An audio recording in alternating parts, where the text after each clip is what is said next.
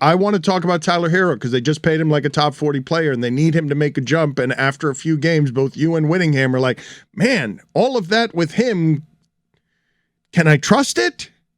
Like, you and Whittingham are doing something with Tyler Herro. They just paid him like they expect him not just to be a starter, but to lead this team, to take it in the future, take it from Jimmy Butler in the future. People are funny. In the NBA, it is very hyperbolic, but Tyler Herro especially, he's had a very interesting story arc because he's a bit of a cult of personality, like way lower than what we see here with Tua. But you say Tyler Herro, and nationally, it's just a huge talking point, and everyone seems to have an opinion. And I said 3 games into this season, this is a long-rumored roster transaction, this fantasy trade that I'm going to throw out there. Tyler Herro and some package for Bradley Beal. We've talked about that for several years running. And after 3 games, no, I wouldn't trade Tyler Herro for Bradley Beal. But if I say that 2 years ago and I project the same way that I said, no, I don't take Russell Westbrook for Bam Adebayo and Tyler Herro, I'm a loon. Because we're the Miami Heat and it's big and we don't... And James Harden. Yeah. And you went back and forth on that one. I like Tyler Herro a lot as a player. And this leap, I think there was enough there to assume that this leap was coming. And it's a smart move. I would not... Last year, at my most emotional, I would have said, man, is Tyler Herro stealing what Bradley Beal is right now? No, he's a multiple-time All-Star. Probably not. You take the All-Star right now. Now, where you see Bradley Beal and Tyler Herro, I think the majority of Heat fans would not do that deal straight up if they could. Well, let me ask you guys from this perspective, because of how things get log-jammed in the historical construction of things, and Pat Riley has not been somebody who builds through youth, had disdain for the draft, but gets Dwayne Wade, and it changes everything. But Dwayne Wade didn't have to wait in line.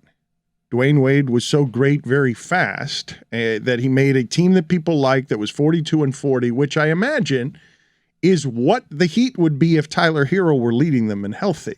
I'm not saying that he is Dwayne Wade.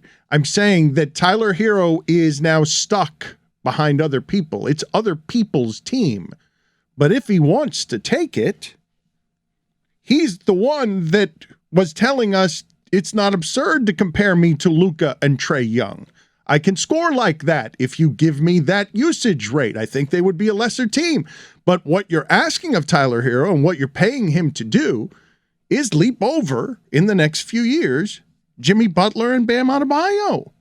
Like that's where you're arrogant about your culture. Can they do it with that? Because now you got swag superstar who's white in that league.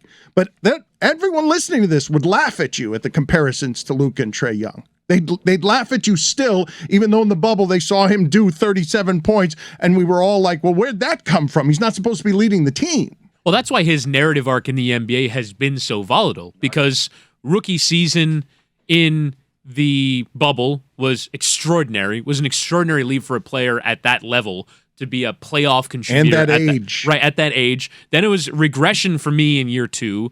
Last year's great as a 6th man, then gets the big contract and demands to start, says he can be in that conversation, but we don't really know what his level is. Is he the best player on a championship team? Is he the second best player on a championship team? For me, he's probably the third and a defensive liability as well. But we don't know, right? We can't tell if you don't send him to the top of the line. Like, this is a young player climbing from the bench to big contract to, the thing that swallowed Duncan Robinson. It doesn't swallow you because you've got swag and you don't mind leaning in, mentally tough, trained by Jimmy Butler.